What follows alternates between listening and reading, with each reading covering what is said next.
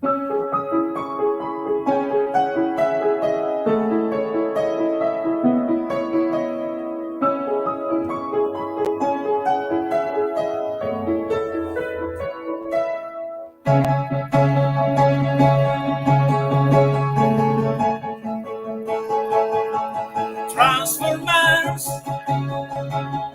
more than meets the eyes. When I was a kid, the Transformers cartoon was one of my favorite. And you know that my favorite is the bad guy Megatron. And today is a special episode of my show because I have the full team of the Transformers. Because the awesome BMAC is back today, and also the two amazing artists in the same time, and talk about Ivan and Mark, and also in the show there is the beautiful Delaney. So it's time to start because Transformers more than misty eyes. So, everybody, welcome to the show. Woo! That was awesome. Hey. Thank you guys to have the full team together. It's super cool.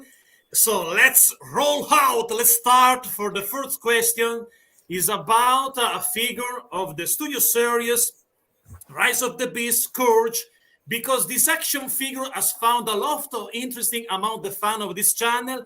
So could you tell me something about how it was born, and about the design, the concept of this figure? Yeah, I gotta let Evan answer that one. I mean, he was the heart and soul, and just hand holding that the entire way from start to end. So, and even Sam too, who's not here today. But Evan, you got to talk a little bit about it. Oh, Evan, having some mic issues. That's all right. That's all right. We can talk about it in the meantime. Yeah, so I mean, we knew from the beginning, we got all these concept images of what we were expecting for who was going to be like our big bad characters coming out for Rise of the Beast. Of course, there's only so much that we actually know, but Evan and one of our designers, Sam, they really took this concept from like this menacing bad guy to a full leader scale figure. Oh, hey, Evan. I'm so sorry about that. That is so unprofessional. Having to like enter and re-enter. I'm sorry. What was the question? It happens. No worries. No, I was just talking about we were just talking about Scourge in general and the start of Scourge and how he's got where he is now.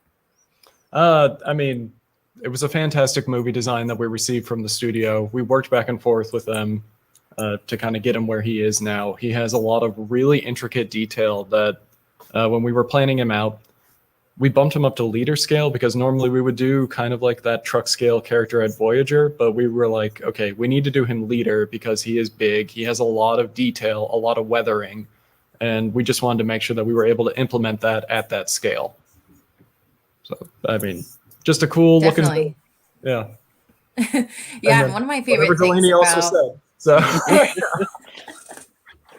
it was awesome. No, what I was gonna say though is there's being at leader scale, there's so much more that you can put into a studio series figure. So I mean, one of my favorite things, which Evan and I talked about on our live stream on Hasbro Pulse, was just the front grille and how much detail you could get in there. Like the factions are all across the front, which I don't know if you saw the image that Stephen Capel posted earlier in the year, but it actually matches, like, you know, picture for picture matches exactly what it looks like with having the factions, the rusted chains. There's like a clear orange piping in the windows. I'm probably butchering the exact wording of that, Evan. So you're right. And it's good. Okay. There's a lot of like story elements that are worked into his sculpt design. So I don't think it's giving too much away, but that is definitely like a story beat that will be appearing in the movie. So be excited about that. Is an awesome figure, a super detailed. Also, I wonder how also was the intricate created the design of this one, because there's a lot of stuff in this figure.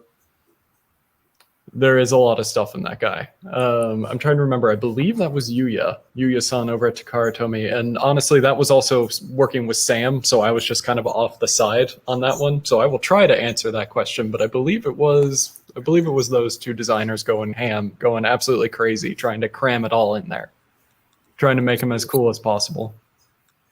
So let's move for the next question.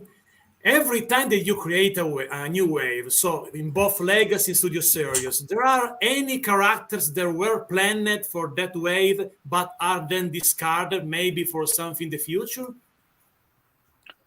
Yeah, I'll take. I can kind of start there, and then we'll let Evan and Mark chime in too. We plan to do as much as possible from the get-go, right? Like, we have a lot of characters we want to do.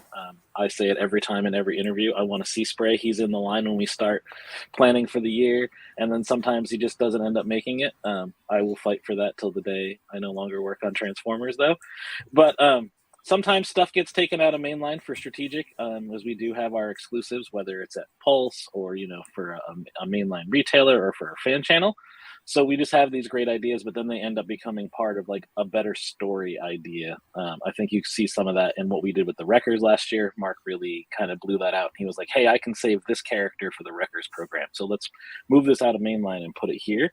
But these guys do a great job of designing characters based on where they know they're going to use them in the future too.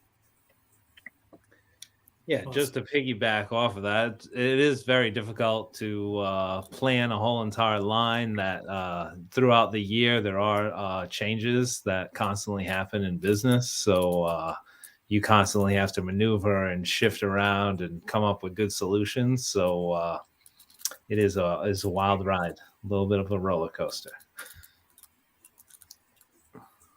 Awesome. So I have a question that was not scheduled in my show, but when I saw you, I started also because it's a surprise of Mark. So Mark and Iwan, it's for both of you, the two artists in the show right now. When you work into different, in the same time into different projects, I believe. What is your reaction for each other's work? So you confront each other, so you do a comparison during the progress. Tell me something about it.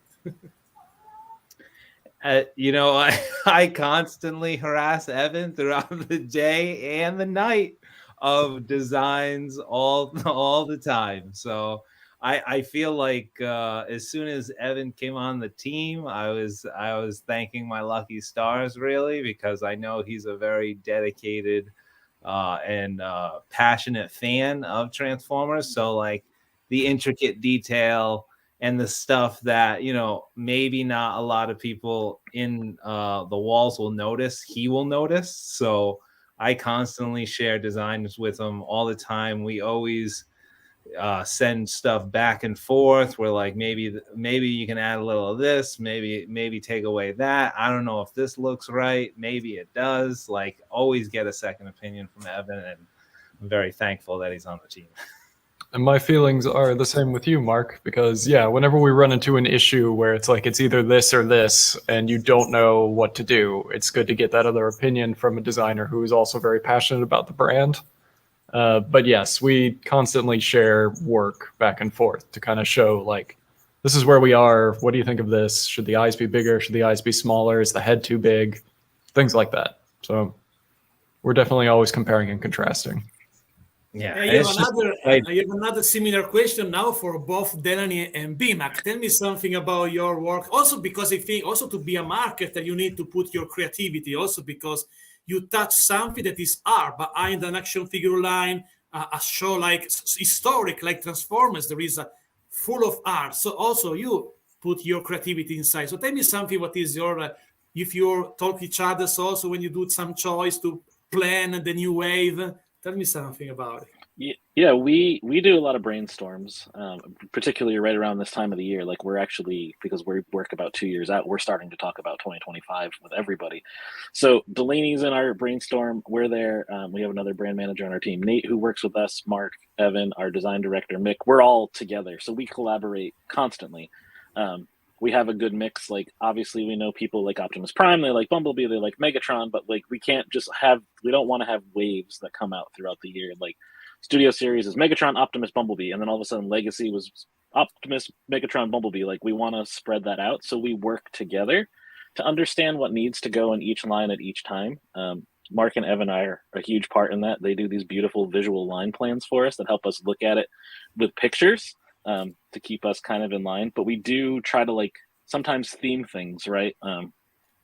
Particularly in Studio Series, sometimes it works out that a wave is particularly themed, more so than Legacy. But Definitely. Yeah. And there's an aspect of having the design element and then also having the strategic element, like you're saying, BMAC, where, we separate legacy from studio series waves so that they kind of hit at separate times so that we're never asking fans to make a choice between one or the other. Who's your favorite? It's just like collect who you want to, so there's definitely a lot of creativity that goes behind that strategy as well.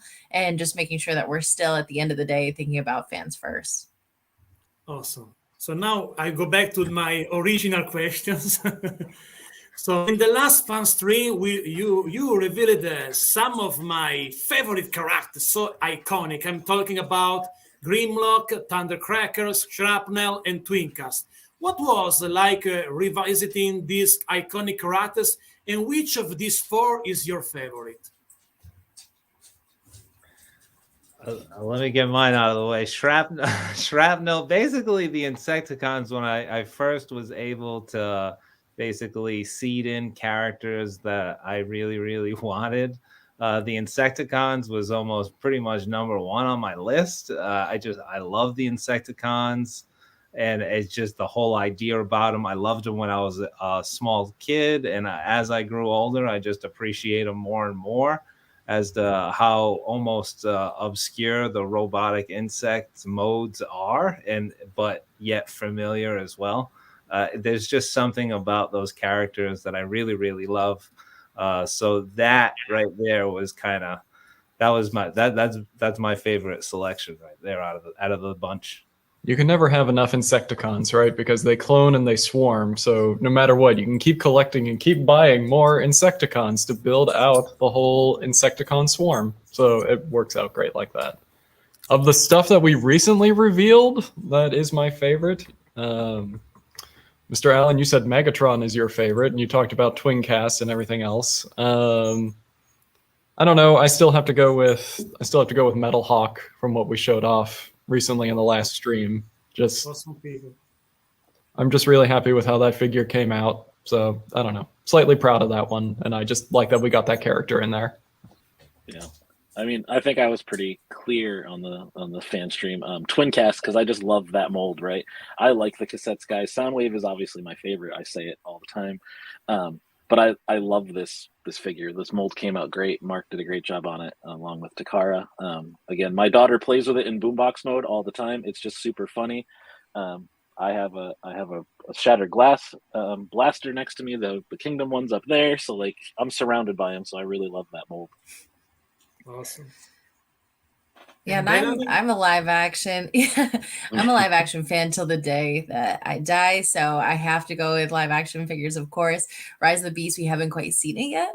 We've seen we've heard little things that are coming down the pipeline, but we've never actually seen any pieces of it. So all of this is brand new. And so when we see the characters for the first time, it's kind of like right before everyone else sees them too. So I have to say Scourge, but only because of the fact that I don't know what's to come yet, but I know that it's going to be really cool. So that just the character in general, the deco in general, I mean, the team did an awesome job bringing it to where it is. And I'm excited to see what that means for the character. Awesome.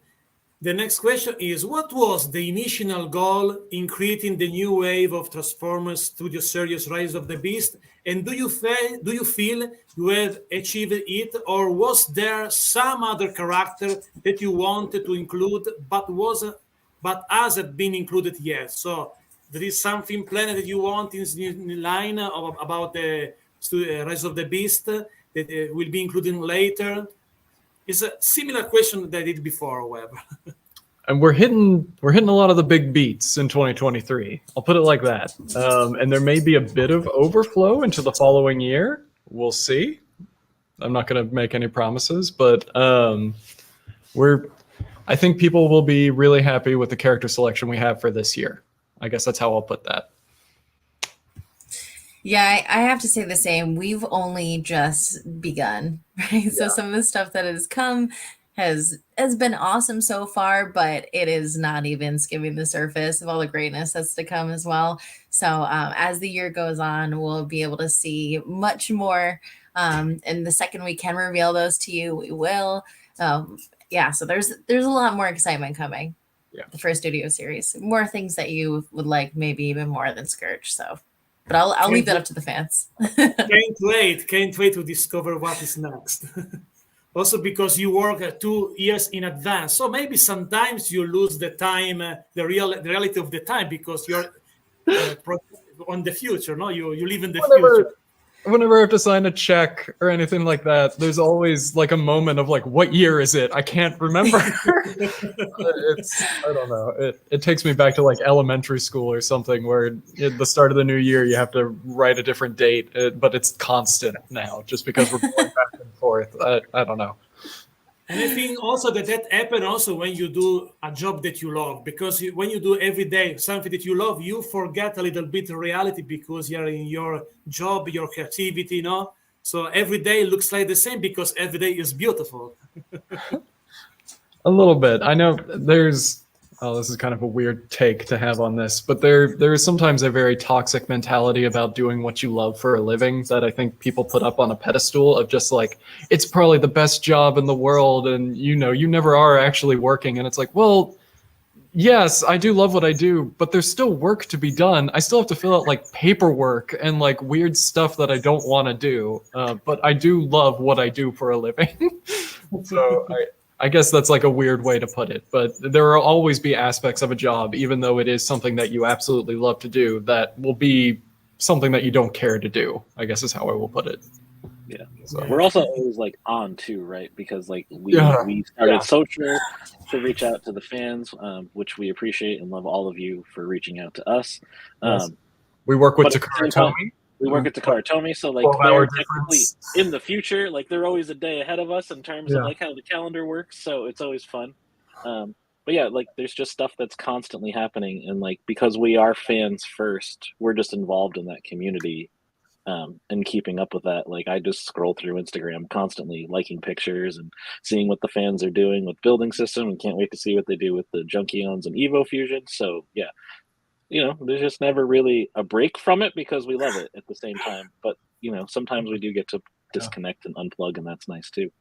Yeah. There is those times for me that I can talk about the other half of it where I'm just almost in a daydream, where I'm just in Transformers land and reality doesn't exist and it's just me and the toys. And that's really where your best ideas come from, I feel. Yeah. Yeah, absolutely. Also, because when you work with your creativity, also in the marketing side, on both sides, you open a door in another world, the world of the creativity of the art. No, so that is super cool. But sometimes that take over a little bit the real life because you are so much in your works, in your love also. Because when you love something that you do and it's creativity, you forget a little bit the real life sometimes. A little, it's very consuming, yes. Yeah, I mean, we go down the rabbit hole sometimes, like talking about, so let's move forward. What if the story was this? And like, it definitely can get, fun and creative, but at the same time, get a little out of hand. Yeah. Yeah. So let's move for the next question. When you receive the first prototypes for both line from the factory, do you make comparison with the already existing action figure, or do you mainly refer to what has been designed digitally? Yeah, and Mark and I can kind of tag team this one because it's a very complicated answer. So color matching, yes, like absolutely, especially like if we are trying to reference like an old figure or something like that. Sometimes we will have a physical toy that we can like reference the color from to try and match the spec with. A lot of times the first prototypes that we get in is function testing, is seeing like, are the limbs all loose? Like, can he stand up or she? And like, you're checking, can they convert correctly and things like that. And my cats are screaming if you can't. But yeah, so But deco is a big one as well, especially like making sure there's consistency throughout the colors, which is always fun. It's challenging. It is. There's when that prototype does come in and you have a physical product compared to the digital images that you're just constantly obsessing and searching and looking all around. There is a translation difference that is, it's not shocking because you've studied this thing like to no extent, but there is that tactile feeling in your hands where it makes it a reality. And then there's also, it almost opens up this door of seeing it from a different lens. And then you can really, really try to get your older product and other products and all of these other things to kind of like, you know, put it next to it, see what it looks like, scale differences. Maybe digitally there was some things done, and then when the physical thing is actually pulled from a mold, some of those details get washed out, some of those details get altered, and all of those types of things you're just constantly trying to catch on this complicated robot figure. So yeah, it's pretty intense. It gets pretty wild. One of the things so we do deco and a lot of design work digitally, but everybody's computer screens are set to different brightnesses, different calibrations. So sometimes color matching is very difficult because of that. Like we do deco through Photoshop and Keyshot and things like that. And you send those off to the factories over in Vietnam and things like that. They're then looking at a spec on their computer screen, and they may have different settings, so the colors will look different to them than how they look to me. So, but which is why we use Pantone books and things like that. But even then, Pantone books can get washed out, and it's a whole back and forth. It's a very time-consuming, arduous process, I guess. Like, yeah. BMAC and Delaney, what is your reaction when you see also the first prototype? Yeah, I mean, right off the rip, it's a little bit of a shock because you just see it through your computer screen the entire time. And when you actually get to physically touch it in hand for the first time, it's a shock. And at first, you're like, this is the coolest thing I've ever seen. And then I think once you desensitize a little bit, then you start noticing, okay, maybe we talk about this part, or how can we make this better? So, I mean, that initial moment, though, when you see something come to life is definitely the coolest. BMAC, what do you think? Yeah, definitely like that. I tend to get lucky and just end up at the table when they're doing like instruction reviews with the gray models that come in or whatever, right? So like I particularly like when I see big characters, and particularly new ones. So like the first time Crash Bar came in, for instance, I was like, this is awesome. I want to see this. Our Titan for this year, like I got to see that come in and just take a look at it and all of the details that are in that, because you're able to get all of those details in a bigger figure like that, right? And it's kind of overwhelming, but at the same time, you're like, hey, this is what 18 months to 24 months of work finally looks like. Like, we're here. This is the final piece of it. And now you get to see it come to life. And that's like really rewarding. I've been lucky to like do that kind of my whole life, like working in merch before this, and get to see people wear your shirt all over the world. Like, it's just, there's something about seeing something you made come to life that's fulfilling, per se. Awesome. The next question is about when you create an action figure of an iconic character, G1, like Grimlock, with the past other characters, but also the recent character for Legacy. You do some comparison also. You rewatch some scene of the old show to capture also the likeness from the show, to do some comparison also the original show. What is the design process? If you watch any clip of the old series during the working process of these iconic characters? I guess, Mark, do you want to go first? I'll go first. The Yeah. first thing, I mean, I constantly have a series of Transformers that I'm trying to rewatch or like just get through, because obviously we have almost 40 years of entertainment, and there's so many different forms of entertainment for Transformers. I also have like a bookshelf with just a huge amount of reference material, and I also have my toy collection that I also go back and check with. So I think thank God. Yeah. Like, I mean, it's almost like when you do travel down into that path, it's kind of like what I was talking about before, where you kind of get into this head zone of like, you know, getting back into those days when you were a kid and you just really enjoyed Transformers as just the entertainment it is. And it's just like you almost lose yourself that you're like, oh, wait a second, I gotta like actually watch this G1 cartoon episode for information. I can't just sit there and just watch all the series again and just hang out. I actually have a purpose here. this isn't fun. This is work. So I got like, yeah, Exactly. And that actually happens to me quite a bit when I start to go through stuff, especially if I pop in the movie and I want to reference anything in the 86 movie. yeah. I will all day long take a seat and start watching it like and just completely forget about everything else I have to do. It's because when that movie starts, it's like the best 20 minutes and it hits all at once. But yes, very similar to what Mark says. Like when you have a character like Grimlock, his conversion hasn't really changed in the last 40 years. So even the new core class figure we've released, it's still a very similar conversion to the original toy. So like I think a lot of that comes into play because that's what was established in the animation and the original toys. As we do new figures, we're always looking at that kind of reference stuff. A lot of the G1 characters had original model sheets that show how the animators intended them to transform, even though in the original G1 show, they kind of just morph into their forms. So we do try to reference that kind of stuff. Awesome. And now it's time, I believe, for the final question. It's about the movie, because we know that Transformers Rise of the Beast will be released in theater this next June. What is your expectation about the movie, and what do you hope to find in terms of plot? I'm talking about the storyline. What do you think about it? What is your hype about the next movie? I mean, we've read the script, so this is a little weird.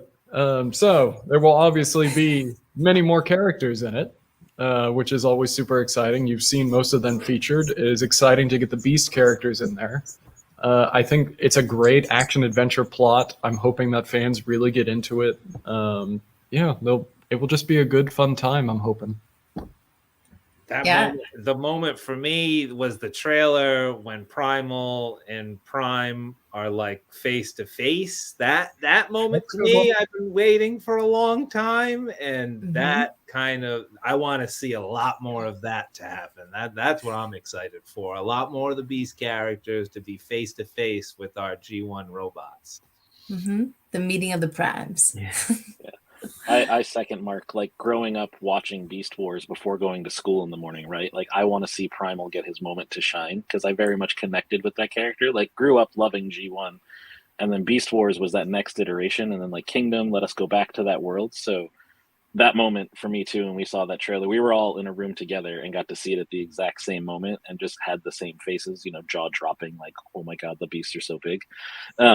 So yeah, Primal for me is where I want to see how that story arc plays out, because I actually haven't had a chance to read the script yet, so I don't know much about how he's going to play into the movie, so I'm excited.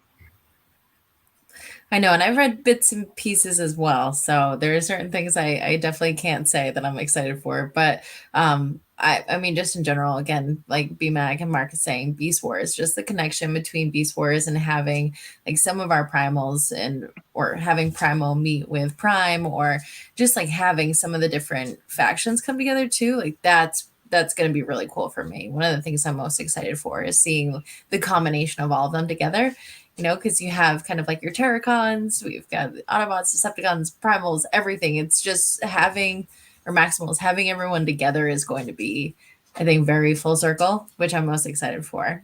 And the action, of course. And it takes place in the 90s, so that's fun. Yeah. Love the 90s. Love the 90s. Personally, I am looking forward to the story because I'm a writer also in my real life, if I have a real life, because I'm an artist. However, I'm looking forward for the story because I know with the trailer that the quality, of the every technique is super cool today in this era about the movie. But it's important also see what about the storytelling. No, so for that, and looking forward to that to understand the quality also of that. I hope there will be a good quality in the story, like in the visual effect. Okay. And now it's time to go to my piano, my friends, to the final moments of the show. And I hope to have you back soon. It will be something new because there is a lot of questions, but in 30 minutes it's impossible cover all questions. But it's something good because with something is really good, like a good cake, you need to eat not a full cake, just a little bit to have to want more cake in the future. Good point. Good point.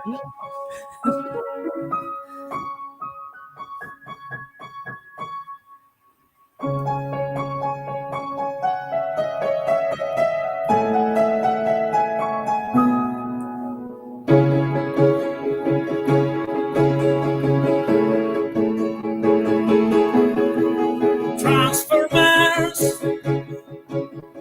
more than misty eyes. Thank you to all of you that watched the episode with the 14 of the Transformers. Thank you, BMAC, to come back on my show. Thank you, Iwa, you are an amazing artist. And thank you also, Mark. And thank you, Delaney. It was an awesome episode. Because Transformers, more than meets the eye. So, guys, thank you so much to be on my show. It was a super good pleasure. And I hope to have you back. And also, I'm happy to discover that you are some way like me because I live for my heart and you live for your heart. And so you are a happy guy. So I'm very happy for that because it's a dream come true, works with something that you like so much. And the people feel that is the reason why love also your fan stream is because your passion, because the passion is something that push the life in a better way. Happy to hear that. Yeah, thanks for having me. Again, always Thank great. you so much. Thank you, guys. Thank you. Goodbye to all of you guys. See you soon in the next episode. Bye-bye to all of you.